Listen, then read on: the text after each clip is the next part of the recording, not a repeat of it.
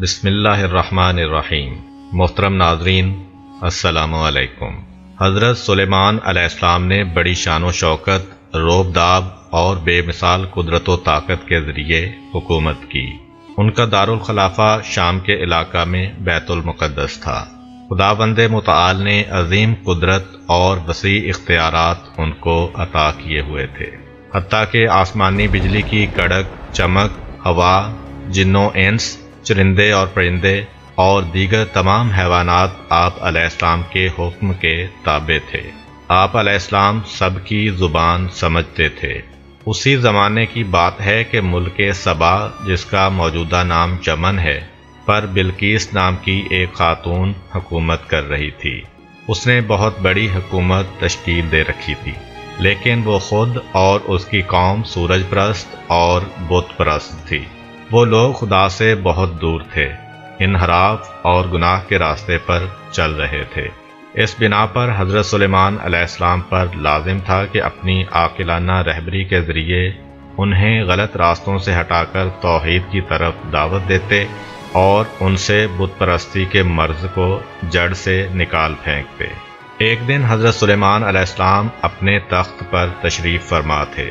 چونکہ اللہ تعالیٰ نے تمام پرندوں کو آپ علیہ السلام کا تابع کیا ہوا تھا، وہ ایک مخصوص انداز میں حضرت سلیمان علیہ السلام کے سر کے اوپر صف باندھے کھڑے تھے اور پر کے ساتھ پر ملا کر تخت کے اوپر سایہ کیے ہوئے تھے، تاکہ سورج کی گرمی آپ علیہ السلام کو اذیت نہ دے۔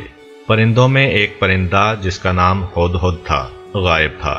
اس کی عدم موجودگی اس چیز کا باعث بنی کہ پرندوں کے درمیان میں سے اس کی جگہ خالی تھی اور وہاں سے دھوپ تخت سلیمان علیہ السلام پر پڑ رہی تھی۔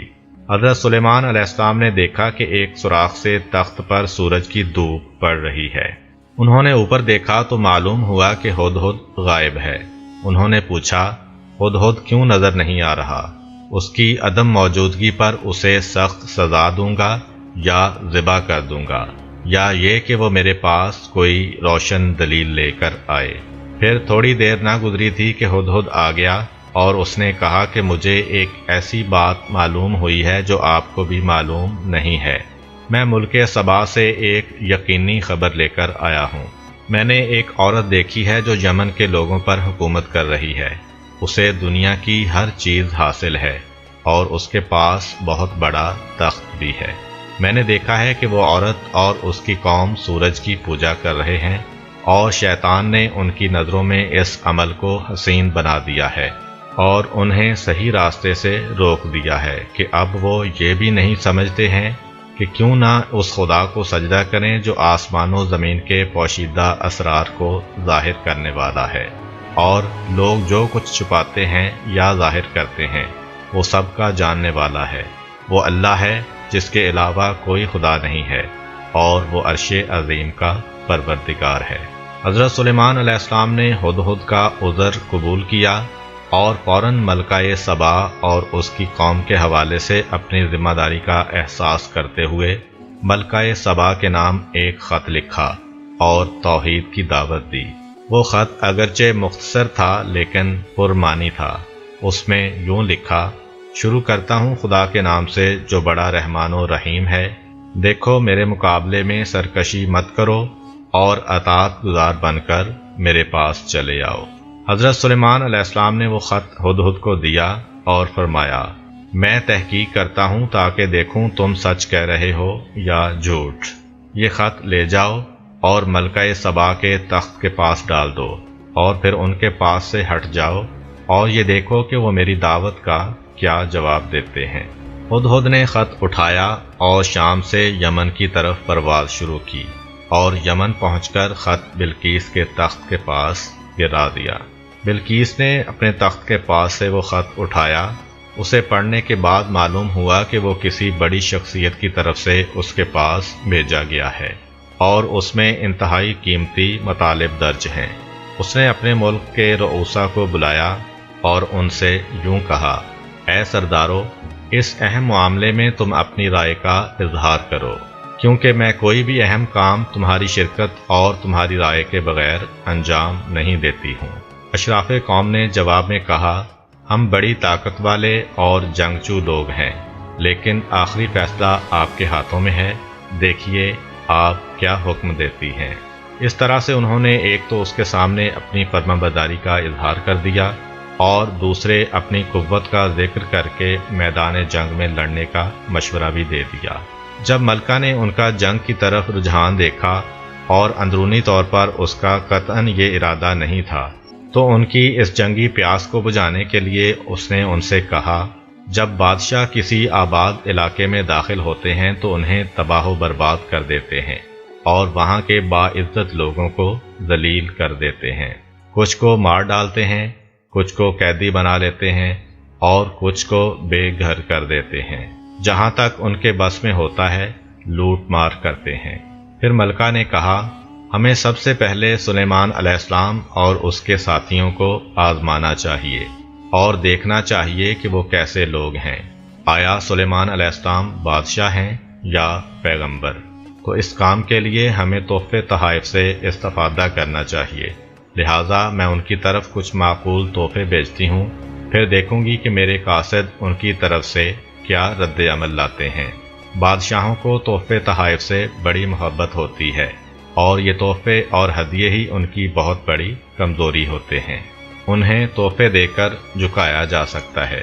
ہم دیکھیں گے کہ اگر سلیمان علیہ السلام نے ان تحائف کو قبول کر لیا تو معلوم ہو جائے گا کہ وہ بادشاہ ہیں اور ہم بھی ڈٹ کر ان کا مقابلہ کریں گے اور اپنی پوری طاقت استعمال کریں گے، کیونکہ ہم بہرحال طاقتور ہیں، اور اگر انہوں نے ان تحائف سے بے رخی کی اور اپنی باتوں پر ڈٹے رہے تو ہمیں سمجھ جانا چاہیے کہ وہ پیغمبر ہیں اور ہم ان کی قدرت و طاقت کا مقابلہ نہیں کر سکتے، لہذا اس صورت میں مجبور ہیں کہ حق کے سامنے تسلیم ہو جائیں۔ ملکہ سبا نے جناب سلیمان علیہ السلام کے لیے کیا تحائف بھیجے، اس بارے میں قرآن نے تو کچھ نہیں بتایا، البتہ مفسرین نے اس بارے میں بہت کچھ کہا ہے۔ ایک مشہور قول کے مطابق ملکہ بلقیس نے ایک انتہائی گراں قیمت گوہر ایک مخصوص ڈبے میں رکھا اور اپنے قاصدوں سے کہا، یہ گوہر سلیمان علیہ السلام کے پاس لے جا کر انہیں ہدیہ کر دیں۔ بلقیس کے ایلچی بیت المقدس میں جناب سلیمان علیہ السلام کی خدمت میں حاضر ہوئے اور ملکہ سبا کی طرف سے بھیجا ہوا ہدیہ ان کی خدمت میں پیش کیا۔ ان کا خیال یہ تھا کہ جناب سلیمان علیہ السلام جب یہ ہدیہ دیکھیں گے تو بہت خوش ہوں گے اور انہیں خوش آمدید کہیں گے، لیکن وہ لوگ جو ہی حضرت سلیمان علیہ السلام کے روبرو ہوئے تو انہوں نے ایک عجیب و غریب منظر دیکھا۔ حضرت سلیمان علیہ السلام نے ان لوگوں کا استقبال کرنے کے بجائے ان سے کہا، کیا تم لوگ اپنے مال و منال سے میری مدد کرنا چاہتے ہو، جبکہ دنیا کی ہر چیز میری نظروں میں ادنا ہے، اور جو کچھ اللہ تعالیٰ نے مجھے عنایت فرمایا ہے وہ اس سے کہیں بہتر و افضل ہے۔ یہ مال دنیا مقام نبوت، علم اور ہدایت کے مقابلے میں کیا اہمیت اور قدر و قیمت رکھتا ہے؟ اور فرمایا، بس اللہ تعالیٰ نے جو کچھ مجھے عطا کیا ہے وہ تمہارے مال سے کہیں زیادہ بہتر ہے، جاؤ تم خود ہی اپنے ہدیہ سے خوش رہو۔ ہاں، یہ تم لوگ ہو جو دنیا کے زرق برق ہدایہ سے مرعوب ہو جاتے ہو، لیکن میری نگاہ میں ان کی کوئی قدر و قیمت نہیں ہے۔ اس کے بعد جناب سلیمان علیہ السلام نے ملکہ سبا کے قاصدوں کو دو ٹوک الفاظ میں کہا، تم لوگ ملکہ سبا اور اپنے ملک کے سرداروں کی طرف واپس چلے جاؤ، لیکن یہ بات کان کھول کر سن لو، ہم عنقریب ایک بہت بڑے لشکر کے ہمراہ ان کے پاس آئیں گے کہ وہ اس کا مقابلہ نہیں کر سکیں گے، اور ہم انہیں سبا کی سرزمین سے باہر نکال دیں گے، جبکہ وہ اس وقت انتہائی ذلیل و خوار ہو جائیں گے۔ ملکہ سبا کا قاصد اپنے ہمراہیوں سمیت یمن واپس پلٹ گیا اور اس نے حضرت سلیمان علیہ السلام کے بلند و بالا مقام، ان کی فوج کی قوت و طاقت اور ہدیہ قبول نہ کرنے کے بارے میں ملکہ سبا کو مکمل گزارش دی۔ بلقیس سمجھ گئی کہ حضرت سلیمان علیہ السلام کے فرمان، جو کہ حق اور توحید کا فرمان ہے، کے سامنے سر تسلیم خم ہونا پڑے گا، کیونکہ اپنی اور اپنی قوم کی سلامتی کے لیے اس کے علاوہ کوئی اور چارہ کار نہیں ہے کہ حضرت سلیمان علیہ السلام کے ساتھ ملحق ہو جائے۔ یہ ارادہ کرنے کے بعد بلقیس نے اپنی قوم کے اشراف کو ہمراہ لیا اور سبا سے شام کی جانب روانہ ہوئی تاکہ اس بارے میں قریب سے زیادہ تحقیق کرے۔ جب حضرت سلیمان علیہ السلام کو یہ معلوم ہوا کہ بلقیس اور اس کی قوم کے بزرگان شام آ رہے ہیں تو آپ علیہ السلام نے حاضرین سے فرمایا، تم میں سے کون ہے کہ جو ان لوگوں کے یہاں پہنچنے سے پہلے ملکہ سبا کا تخت میرے سامنے حاضر کرے؟ جنات میں سے ایک عفریت جن نے کہا، میں اتنی جلدی لے آؤں گا کہ آپ علیہ السلام اپنی جگہ سے بھی نہ اٹھیں گے۔ لیکن آصف بن برقیہ کے جن کے پاس کتاب کے ایک حصے کا علم تھا نے کہا، میں اتنی جلدی لے آؤں گا کہ آپ علیہ السلام کی پلک بھی نہ جھپکنے پائے گی۔ آصف بن برقیہ حضرت سلیمان علیہ السلام کے بھانجے اور وزیر تھے۔ ابھی ایک لمحہ بھی نہ گزرا تھا کہ جناب سلیمان علیہ السلام نے تخت بلقیس اپنے سامنے موجود پایا تو فوراً کہا، یہ تو میرے پروردگار کا فضل و کرم ہے تاکہ وہ مجھے آزمائے کہ میں شکریہ ادا کرتا ہوں یا کفران نعمت کرتا ہوں۔ اس کے بعد حضرت سلیمان علیہ السلام نے حکم دیا کہ اس تخت کو مناسب مقام پر سجاؤ تاکہ جب بلقیس آئے تو اس سے پوچھیں کہ یہ تخت تمہارا ہے یا نہیں، تو بھلا وہ کیا جواب دیتی ہے۔ حضرت سلیمان علیہ السلام نے ملکہ سبا کی عقل کو آزمانے اور خدا پر اس کے ایمان لانے کے لیے راہ ہموار کرنے کی غرض سے اس کے تخت میں کچھ تبدیلی کرنے کا حکم دیا تاکہ وہ پہچانا نہ جا سکے۔ چنانچہ انہوں نے کہا، اس کے تخت میں کچھ تبدیلی کر دو، ہم دیکھتے ہیں کہ وہ سمجھ پاتی ہے یا ان لوگوں میں سے ہے جو ہدایت نہیں پاتے۔ زیادہ دیر نہیں گزری تھی کہ بلقیس اپنے افراد کے ہمراہ پہنچ گئی۔ کسی شخص نے اس کے تخت کی طرف اشارہ کیا اور بلقیس سے کہا، کیا آپ کا تخت اس طرح کا ہے؟ ملکہ سبا نے نہایت ہی عقل مندانہ انداز میں جواب دیتے ہوئے کہا، یہ تو خود وہی تخت معلوم ہوتا ہے۔ تاریخ میں ہے کہ ملکہ نے اپنے اس گراں قیمت تخت کی بڑی حفاظت کی تھی۔ اسے اپنے خصوصی محل کے خاص کمرے میں اہم مقام پر نصب کیا ہوا تھا، جس کی حفاظت کے لیے خصوصی دستہ مقرر تھا، اور اس محل میں نہایت مضبوط دروازے لگے ہوئے تھے۔ لیکن ان تمام تبدیلیوں کے باوجود ملکہ نے اپنے تخت کو پہچان لیا تھا۔ جس محل میں ملکہ بلقیس کا تخت لگانے کا انتظام کیا گیا تھا، جناب سلیمان علیہ السلام کے حکم کے مطابق اس کا صحن صاف شفاف شیشے سے بنایا گیا تھا اور اس شیشے کے نیچے سے پانی جاری کیا گیا تھا۔ جب ملکہ بلقیس اپنے افراد کے ہمراہ محل میں داخل ہوئی تو ایک نوکر نے کہا کہ محل کے اس صحن میں داخل ہوں۔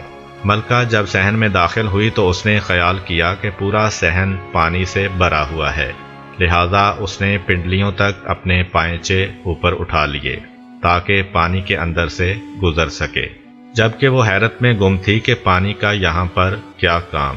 لیکن بہت جلد حضرت سلیمان علیہ السلام نے اسے اس پریشانی سے باہر نکالا اور فرمایا، یہ محل کا صحن ہے جسے صاف شفاف شیشے سے بنایا گیا ہے، یہاں پر کوئی پانی نہیں ہے جو پنڈلیوں کے براہنہ کرنے کا موجب بنے۔ اس کے بعد ملکہ سبا نے دعوت سلیمان علیہ السلام کی حقانیت پر متعدد نشانیاں دیکھیں اور یہ بھی مشاہدہ کیا کہ اس قدر قدرت و طاقت رکھنے کے باوجود ایسے اچھے اخلاق کے مالک ہیں کہ جو بادشاہوں کے ساتھ بالکل نہیں ملتے، لہذا وہ سچے دل کے ساتھ حضرت سلیمان علیہ السلام کی نبوت پر ایمان لے آئی اور صالحین کی صف میں شامل ہو گئی، جیسا کہ قرآن اس کی ترجمانی کرتے ہوئے فرماتا ہے۔ بلقیس نے کہا، میں نے اپنے نفس پر ظلم کیا تھا اور اب میں سلیمان علیہ السلام کے ساتھ اس خدا پر ایمان لے آئی ہوں جو عالمین کا پالنے والا ہے۔ گویا بلقیس اپنی زبان سے یہ کہہ رہی تھی کہ میں ماضی میں سورج کو سجدہ کرتی رہی ہوں، بتوں کی پوجا پاٹ کرتی رہی ہوں، زینت و زیبائش میں غرق تھی اور اپنے آپ کو دنیا میں سب سے بہترین مخلوق سمجھتی رہی ہوں، لیکن اب سمجھ میں آیا ہے کہ میری قدرت کس قدر ناچیز تھی۔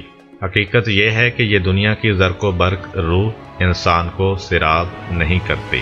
خدایا، میں حضرت سلیمان علیہ السلام کے ہمراہ تیری بارگاہ میں آئی ہوں۔ میں اپنی گزشتہ زندگی پر پشیمان ہوں اور پیشانی نیاز تیری بارگاہ میں رکھتی ہوں۔ میں رہبر حق اور رہبر الہی کو قبول کر کے تیرے دربار میں حاضر ہوئی ہوں۔ کیونکہ تیری درگاہ میں الہی رہبر کو قبول کیے بغیر حاضر ہونا بے نتیجہ اور اندھے پن کا ثبوت ہے۔ ایک روایت میں یہ بھی ملتا ہے کہ ملکہ بلقیس نے حضرت سلیمان علیہ السلام سے شادی کر لی تھی اور آپ علیہ السلام نے اسے دوبارہ ملک سبا کا حکمران بھی بنا دیا تھا۔ اگر آپ کو ہماری ویڈیو اچھی لگی ہے تو ویڈیو کو لائک کریں اور مزید اس طرح کی ویڈیوز دیکھنے کے لیے ہمارا چینل سبسکرائب کر لیں۔ ملتے ہیں نیکسٹ ویڈیو میں، اجازت دیجیے، اللہ حافظ۔